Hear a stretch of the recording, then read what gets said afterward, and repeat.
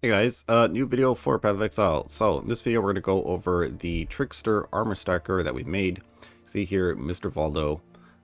And yeah, I guess Trickster was one of the more requested build archetypes to do armor stacking on in this series. So this is what we built. I'm going to say right off the bat that I'm not really impressed with the end result, guys. Mainly the defense department is sort of lacking on Trickster, especially with, well, I guess the way we are building it now. Damage wise actually was very good for the, relative to the budget. Trickster is actually doing quite a lot more damage than some of the other ascendancies. Mainly I think has to do with the fact that Trickster gets to use these kind of evasion and energy shield hybrid base types, and because of things like the escape artists, we end up getting quite a lot of flat evasion rating, which is pretty awesome because, flat evasion rating is one of the best things that armor stackers can get. Okay, so I did try quite a few different versions of the build. Like I've even tried a version with a shield, tried to get it a little bit more tanky. There's quite a few different variants I went over, and this is the one I settled on. So this is we'll go over this in the video. I'll have some of the other like experimental POBs that I made while on this journey with this character, and we'll have them linked in the Armor Stacker Compendium Google document you guys can check out. But I'm gonna say that at the end of the day, I think it's not really something that you should be doing on a Trickster, and mainly because there is other builds for Trickster, specifically like the Ephemeral Edge energy shield stacking build with the Adorned, which is probably going to be better defenses. I'm not really sure how good damage will be, but you'll definitely be getting a lot more defense, and the build will probably feel better. I think I haven't played one of those, but I'm not really sure. But I think for the same budget that we spent on this character, you could get a very strong energy shield stacking Trickster build. And the reason for that is I think because Trickster has a lot of stuff that synergizes with energy shield. So like Soul Drinker, we have the leech, right? We also have the energy shield recharge when we suppress spell damage, and all of these things are scaling from how much energy shield you have. So the more ES you have, the more you leech, and then also the more recharge you get, because all of these things are kind of scaling with your max energy shield. And you can see we only have about 6,400 energy shield, and that's okay, right? It's not that bad. Our ES recharge should be like what, 3,000 ish, but if you have say 20,000 energy shield, then you'll be getting quite a lot more recharge. And then once you start getting those insane levels of energy shield, the Trickster does start to sort of shine in the defense department, I think. So this time around we are using Smite of Divine Judgement, mainly because I just kind of wanted to try out the skill, and I've been playing Molten Strike, Lightning Strike, and those kind of builds for quite a while, and well, you just thought, well, Trickster already does have quite a lot of damage, so let's just jump on Smite and see how it goes, and ended up being pretty good. The Smite of Divine Judgement, basically the way this thing works is that if you can find it here, it has a lot more area damage. So Smite has a melee hit portion and an area hit, and you can actually only hit the enemy once, so you'll only be hitting with the melee hit. But if you have Ancestral Call or extra strikes on your skill, like say from a glove mod or something like that, or Ancestral Call support, the Ancestral Call can also hit the target, and then you'll hit with both the melee from your initial strike and then the area hit from the Ancestral Call. So you actually end up getting quite a lot of damage this way. You do have to sort of position yourself to where your Ancestral Call strikes are actually hitting the target. Like if you're too close, they won't go off. But yeah, that's one way to actually get quite a lot of damage with Smite and Strike skills. So the downside to the Smite of Divine Judgment, basically this does give you extra strikes, right? So it's better on clear, but it doesn't have the aura that makes Smite so good. So you actually have to run Smite in your boots. So it ends up being the same as like Molten Strike, Lightning Strike, was where we do have to keep our Smite buff up every now and then. All right, so let's jump into some of the showcases. First of all, we're going to run a feared map. So I think for all of these armor stacking builds, we're going to do the same sort of how do you say, tests, I guess. We'll do a feared map, just a normal feared map, and then we'll also do a T17 map with a Shaper Touched mod. And one thing to note, I'm sort of experimenting with this rejuvenation totem that someone in Discord told me about. It's like, hey, this is pretty cool. And it actually is very cool. Like on my Scion, if I use this, I go to like 6,500 ES regen when this little guy is active. And when the Vol one's active, it's like 9,000 ES regen. So kind of crazy. You could always swap it out with Ancestral Protector for a bit more damage, but we're going to use this and you guys can kind of see. So if we look at my ES regen, 1,600, and then with the totem up, we go to 2,500. So kind of cool. All right, so here we are in Strand. This is one of the same maps we did, I think, on one of the other builds. You see the Smite, Divine Judgment, pretty cool for the clear. And I guess we'll get back to you guys once we find the Feared. Alright, so here we are. We do find the Feared, and let's go kill them. Alright, so let's try to kill Adziri first, because she is probably the more annoying one. Okay, we gotta get out of here. Okay, let's kill off Chayula real quick. Totem back up. Holy shit, we got teleported in. Okay, Vol Haste. Wow. Okay, that did quite a bit of damage. Alright, so Adziri dead. Now the fight should be pretty easy. Alright, we need to kill off the Elder. Or the Shaper. Okay, we are sort of dying to some degen. Okay, let's get our totem up. Okay, we have the Shaper. See, with the totem up, we're able to sort of be in these sort of degens. And damage is actually pretty decent, right? I mean, not like the best, because, you know, we are using sort of like Smite. Smite isn't really the highest single target, but does the job. Alright, Cortex. Now, this fight did turn out pretty good, but in a lot of my other initial tests running this character, there is quite a lot of things that can actually just, you know, one-shot you, mainly from coming in from Adziri. This something to note, this time we did end up killing them pretty easily, so that was kind of cool. Alright, so next up we're going to be doing a T17 map. I have sort of switched out my atlas a little bit. It's not a back to basics atlas anymore because I'm doing like rarity farming with ghosts and this kind of stuff and beyond. So it won't be exactly the same as a jug, but the map does have the Shaper touch on it with you know, some mods for the boss and this kind of stuff. Alright, so let's choose Torment. Let's get some ghosted rares and see what it's like. Okay, we're not going to be putting meat sacks on this because, I don't know. I don't really think this character is sort of made for this. But, you know, we'll just see what we can do. So, overall, actually, you know, pretty decent, right? Okay, let's not get distracted by the loot. I really wish I had Vol Smite over here.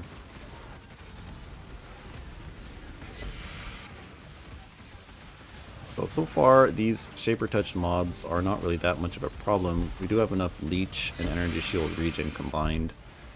Fizz damage can sort of be a problem, I think. Oh, this has the Flask thing.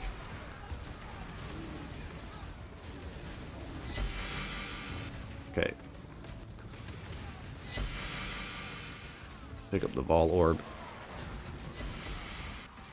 Alright, so it's actually not that bad in these T17s. At least with this version. Okay, let's just kind of make our way over to the boss. Not going to be getting that much loot in this map because, you know, we're not really running any rarity.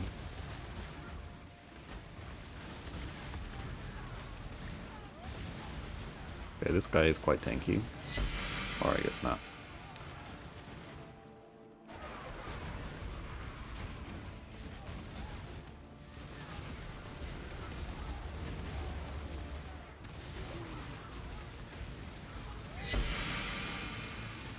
Alright, let's make our way to the boss. And having Vol Smite in this area would have been really nice.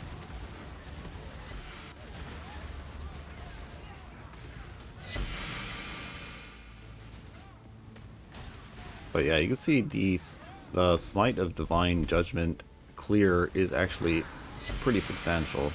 Because it is sort of ranged, right? You can see we're hitting things from very, very far away. like even like almost completely off the screen sort of range, which is pretty damn cool. And this character, you know, we have a decent amount of ES regen, and then we also have the ES recharge. When that kicks in, that's like 2,000-ish recharge, and then we have like 600 leech. So combined, when everything's going, we're like at 4k plus recovery, which is actually pretty nice.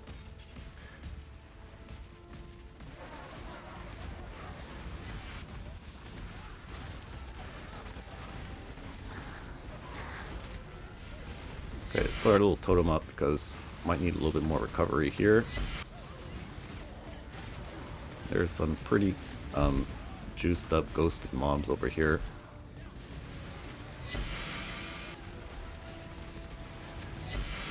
Alright. Okay, can't forget the Chaos Orbs.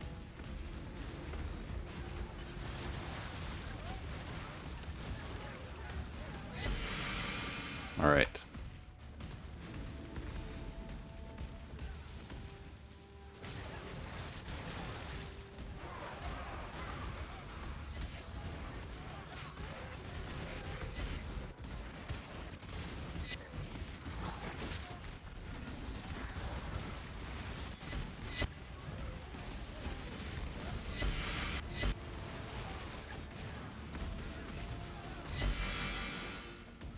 Where is the boss? Oh, you got some loot. Crimson Jewel. Wow, Inspired Learning. Nice.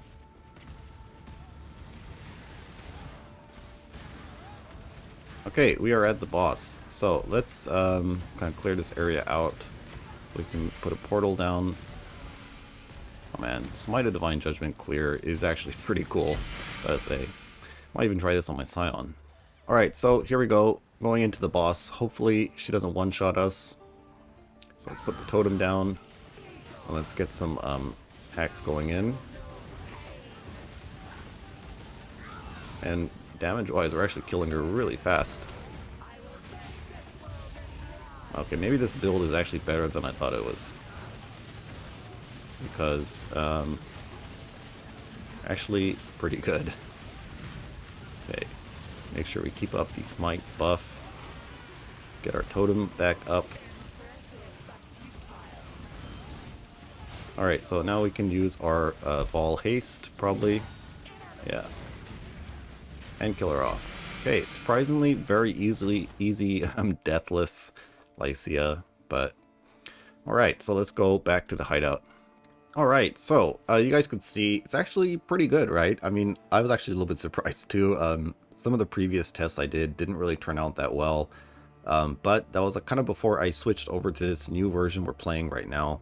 So let's go over it. So main idea is pretty much exactly the same kind of thing. We are doing the same sort of thing where we kind of path up to the middle area, and then we're getting the clusters, and we're coming down for this kind of stuff. Oh, I realize we don't even need point blank right now because we're using Smite.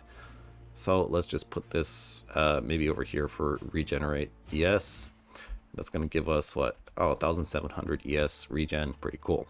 Alright, so here we are in the PoB. You can see our stats are pretty nice, right? Kind of similar to the Juggernaut EHP wise and max hit wise. Our EHP is a bit lower. And one thing to note about these max hit numbers is, so this is for spells. It's calculating the spell suppression chance we have, 100%. It's not going to do much against elemental attacks. If you see, for elemental attacks, this is sort of our EHP, 100k with Molten Shell up. So it is something to note. That's kind of why I didn't really like the character, because defenses of spell suppression is for spells, right? It's not for elemental attacks and that kind of stuff. So it doesn't really feel that consistent, and sometimes you just take a big hit because it's like a attack instead of a spell and this kind of stuff. But yes, energy shield 6400, energy shield pretty insane. For armor stacker, that's like really high. Mostly thanks to the Trickster body armor we're using, where we're getting quite a lot of flat energy shield from our evasion and this kind of stuff. And then also because this time around we're using a Parandus Pact, which is giving us a total of 102% increased energy shield while having it in this area.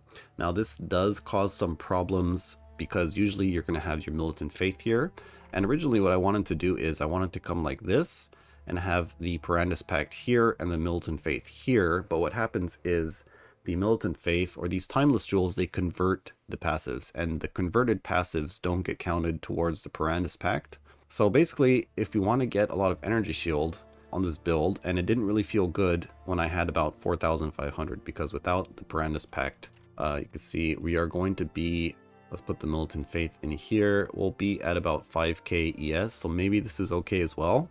This might be a nice setup as well. This does give you quite a lot more damage, as you can see, because we're getting a lot of aura effect. But the problem is, when I did this setup, I just didn't have enough dex. And I didn't want to go recraft my gear, and I could probably get this little bit of dex pretty easily, right? Like just from a few small clusters, you know, getting some more dex on my clusters, but you see I already do have a lot of dex on them, or putting dex on my ring.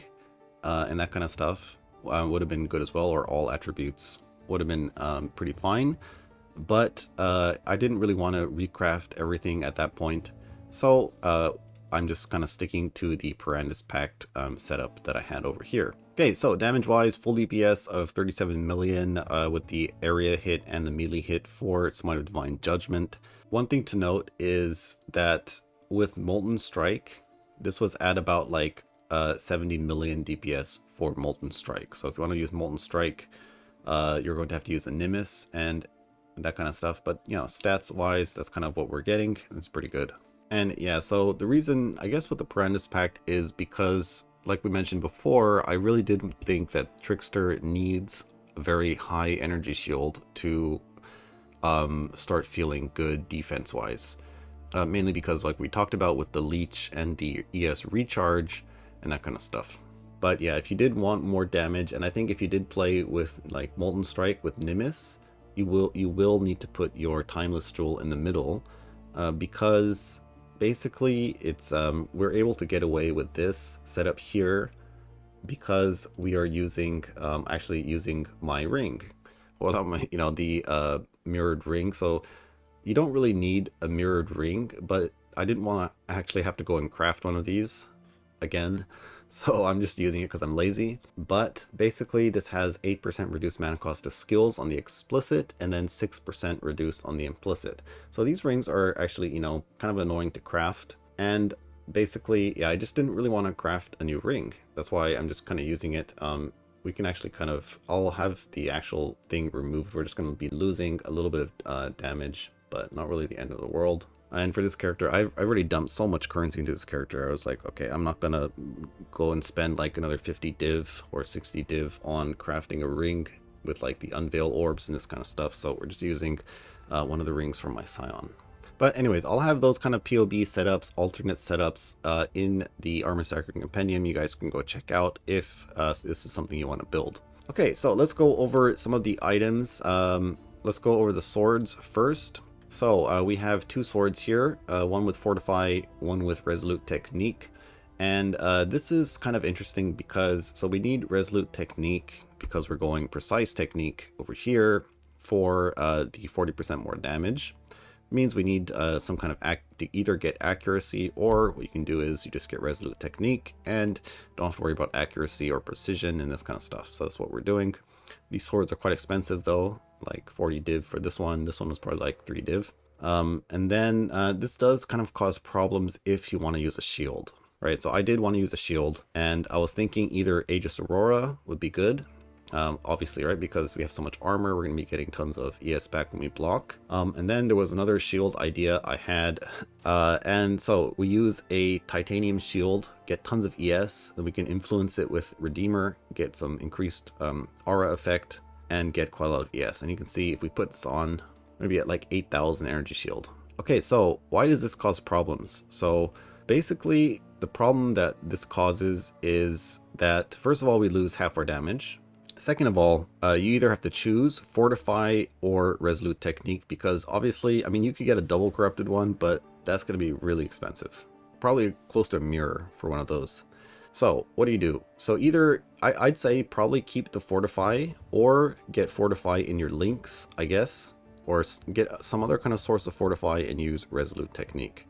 But you can see, I mean, we are getting, that's quite a lot of energy shield. with a shield like this. So this is kind of something to sort of consider as well. You are going to have to work out your fortify. There is tattoos for fortify on stun, but that's not like super reliable. So I think the best thing to do would be to get more mana reservation, run a precision gem, and cap your accuracy that way. Or what you do is you just bite the bullet on the damage and put in a fortify support. Because, you know, it's not really that bad, right? Fortify support is like 20% more damage at max level. So yeah, basically Fortify support would probably be the thing to do if you wanted to use one of these shields for some extra defense.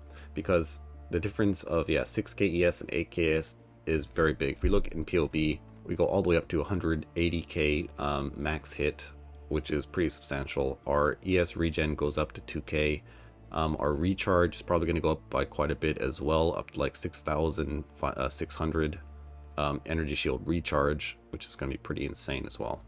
But you can see the damage does drop down all the way to 21 million. That's coming in from about 37.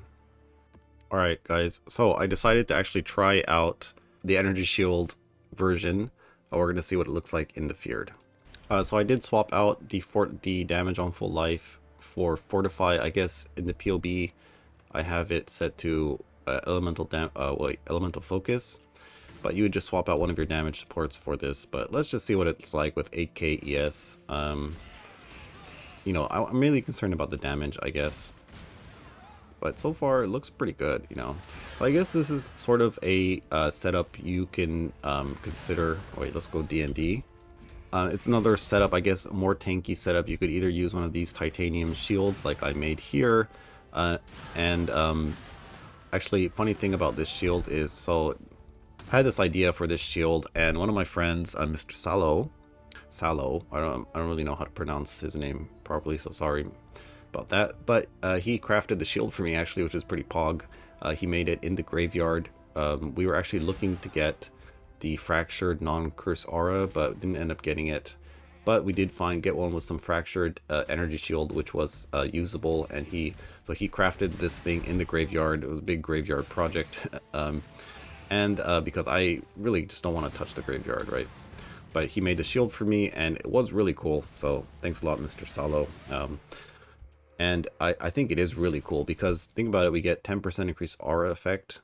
Then we also get more intelligence, we get more fire res, so that's more regen, more armor, and then, I mean, 8,000 energy shields compared to our 6,500 is pretty substantial. But let's see what it's like in the Feared. So let's pop a portal down and let's put up our totem pole and see how really good this is, you know. So far, I mean, it's looking pretty good. I mean, maybe not damage-wise, but we are sort of tanking quite a lot more stuff. And I think maybe if you get, like, really good gear, maybe you get, like, 10k ES, and this character might be pretty cool. Okay, let's kind of get out of here. Alright, that's kind of enough playing around, guys. Let's kill him off.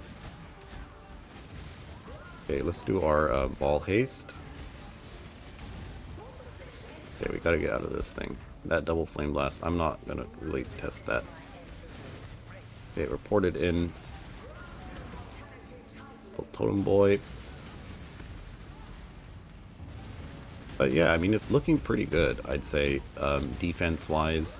Damage-wise, a bit slower, right? But, you know, I think if you want to be a little bit more tanky, then this is something you guys can consider. I think even with like Aegis Aurora, it would work. Oof. Okay, that almost hit us. Kind of running it close here. Yeah, like that Flame Blast, that would have killed us on the,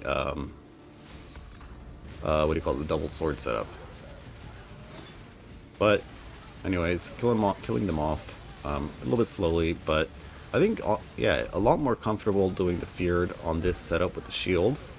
So it's something to consider, and like our Fortify support is like a level 1 Fortify, so it's something to note that we're not really doing a lot of damage, and you probably don't even need the Rejuve Totem when you have this much energy shield, because if you look at our energy shield, we are like at 2k ES regen. So definitely don't really need the rejuve totem. Okay, well that was the feared with the shield setup. Okay, so let's go back to the gear, guys. Got a little bit distracted with the shield. I put it on again. I was like, holy shit, we've got so much ES. But anyways, so with the helmet, we're using the same thing, the Formless Flame. Actually, yeah, for this Trickster version, you don't need +2 AoE or any kind of +2 helmet, which is actually kind of a plus. Body armor, you want a Sadist Garb. This is going to give you the most energy shield and evasion, flat evasion, which translates into more armor. I tried with a flat evasion base as well, but this hybrid base ended up giving the best results. And basically you just want some fractured, either fractured, the increased, or the flat, or both if you can. And you do need to roll spell suppression. Tier 2, I think. Wait, is this tier 2? Yeah, tier 2 plus should be enough. I'll get into how we're getting our spell suppression cap, but tier 2 plus on the body armor.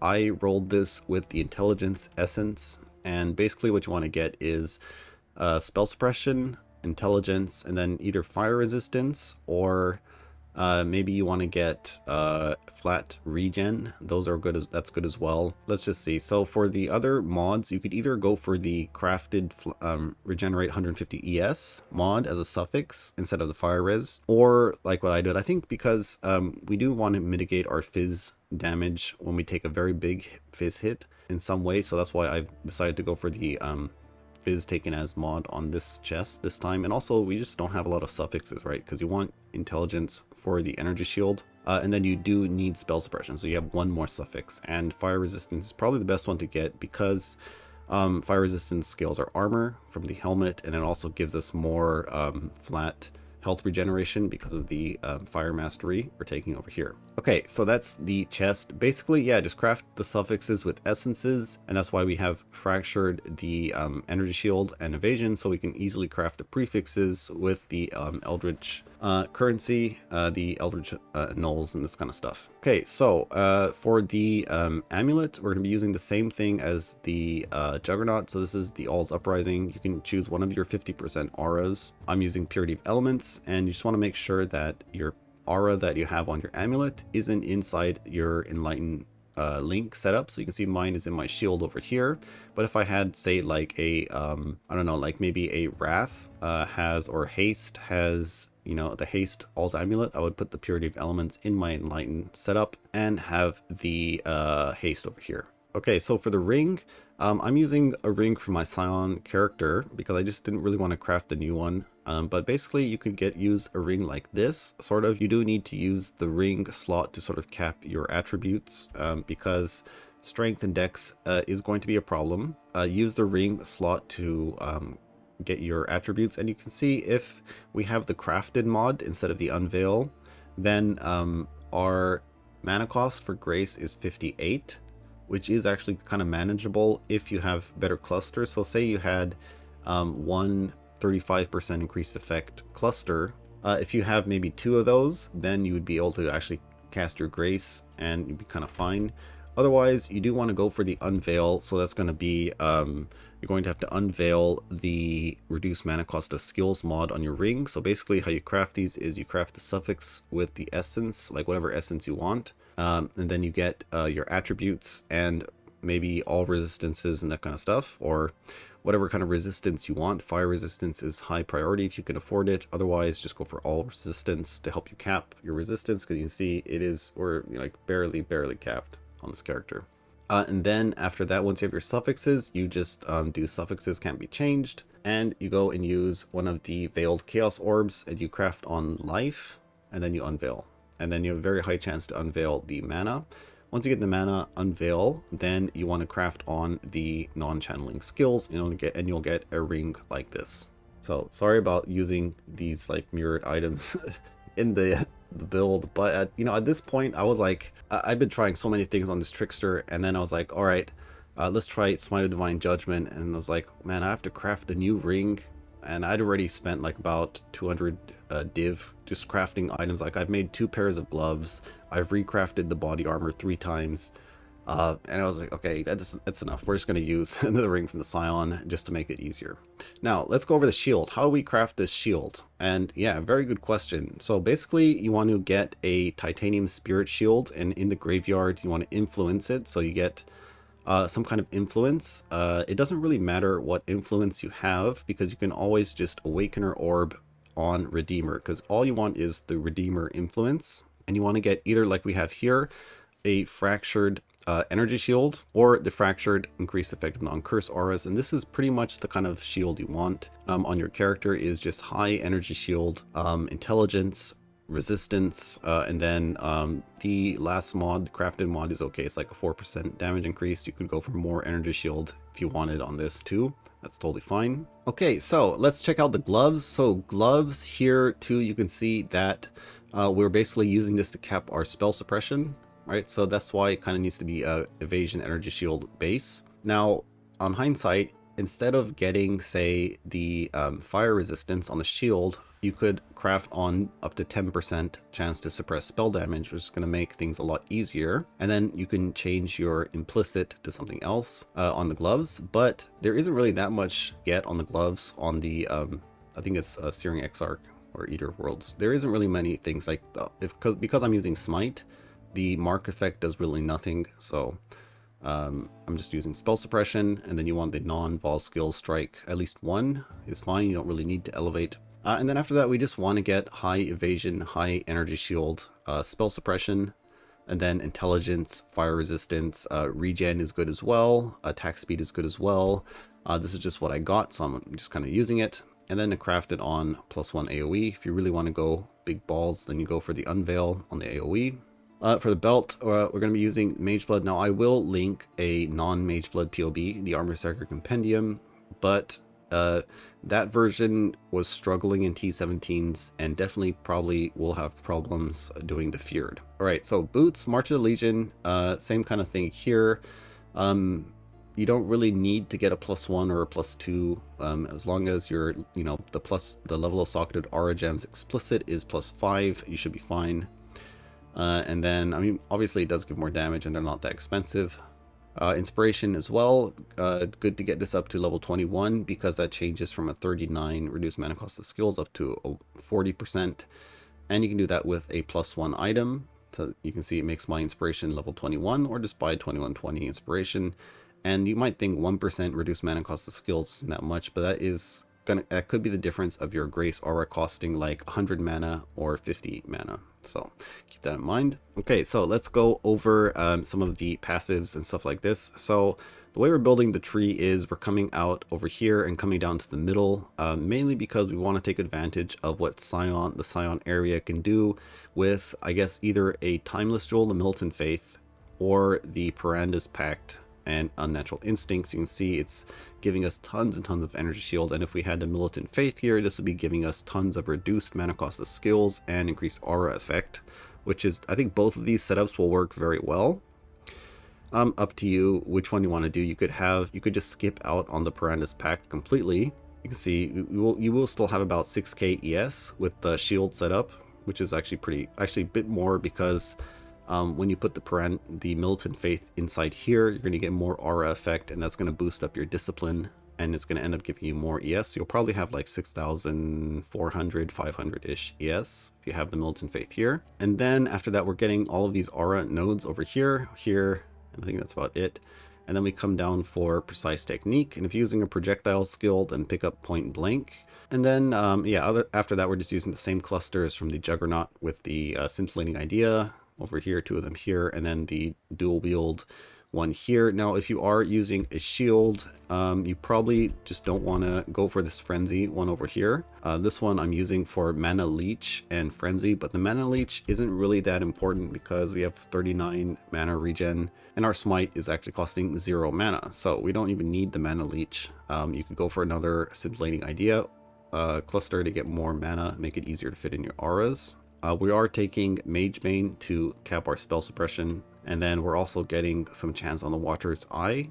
So basically, the Watcher's Eye, I guess there's a lot of good mods. Like, I think it's going to be hard to cap your spell suppression without this Grace mod unless you have it crafted on the shield. And then after that, you can see I have a energy shield recovery rate while affected by discipline, so I get some more ES regen. You could also go for some of the physical damage taken as mods on the Watcher's Eye for like Purity of Elements or Purity of Fire. That would be very nice. There is a lot of mods like damage. If you want to go for more damage, then you go for the Wrath Lightning Pen. That's going to be the best one. Or you can get the ES on hit or a little bit more instant recovery if you want.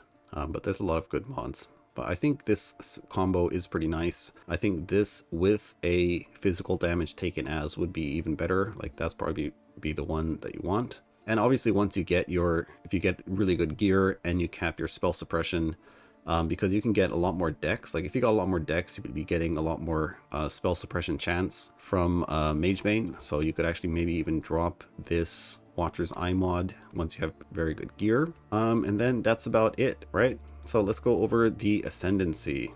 Okay, so for the Ascendancy, Escape Artist, obviously we're going to take this for the big defense boost and damage boost it provides. And then Spellbreaker, this is pretty much mandatory because we need our spell suppression chance over here. And then the ES recharge is very nice. We got 2% of damage leeches energy shield over here, so that's kind of nice. And then we have the always leech. So you could actually swap out this node here possibly for Heartstopper. I think Heartstopper would be very nice for the extra damage mitigation if you really want to go full tank. This is something you can do. And then you can see I'm using energy leech support, but you just swap this out for another damage link. And then the last one step ahead. Mainly because this allows you to run the petrification of all those maps. It also solves like freeze and that kind of stuff, so it's very nice. And the main thing is it reduces the monster's action speed, so even if they have a soul eater or they're ghosted, they're not going to be attacking super crazy, which is kind of nice. Very, very big defense and I guess offense because you got 108% of action speed, so that's kind of nice. The other options, I mean, +2 frenzy, not really that big of a deal, I think. And then polymath, we're not taking enough masteries to make this worth it, I think. So either one step ahead, so that's why we're taking one step ahead. And like we said, change out Soul Drinker for Heartstopper if you feel like you want more defense. We also are using melding to get our 90 max res. And that's pretty much the tree, guys. For tattoos, so I'm using all of these +3% increased max energy shield all over here, and then down here we are getting our 10% chance to avoid being stunned 10 times, so we're 100% immune to stuns. Okay, so for the Pantheons, we're doing the same thing with the Arakali and Relakesh, and then we killed all of the bandits. All right, so basically, yeah, this is kind of it for the character. I'm not really sure how endgame versions are going to look because the main problem is if you put a grasping mail on, you're gonna lose tons of energy shield. Like literally, you lose so much energy shield by putting a grasping mail on and Hubris circlet that it's kind of sad that the endgame versions are like they don't look as good defense wise than this cheap version, right? So I don't think I would really even push this like to like mirror tier gear because the difference of using a Sadist Garb and a Grasping Mail is so big defense wise that I think my EHP dropped down to like 80k from 150. So I wasn't really impressed with the endgame versions of the build, so we're just going to stop it over here. But overall, I think if you wanted to play Trickster Armour Stacker, then this did work out pretty well. Like I said in the beginning, I was a little bit disappointed. I think, you know, for the budget, it is like quite expensive for the amount of performance you're getting, like I said in the beginning. Anyways, if you're like a Trickster fan and you really want to play Armor Stacker on Trickster, then this is kind of how I would have done it or how I did it, and maybe you might like the build. Alright, so I think that's going to be it for this video, guys. Let me know in the comments what you want me to do next, but I think I might be doing something on a Pathfinder next, just because I kind of always wanted to do something on Pathfinder, but we'll see what happens. But, you know, put something in the comments if you want to see a certain ascendancy, and maybe I'll try it out. But that'll be it for this one, guys. Thanks for watching, and I'll see you next time.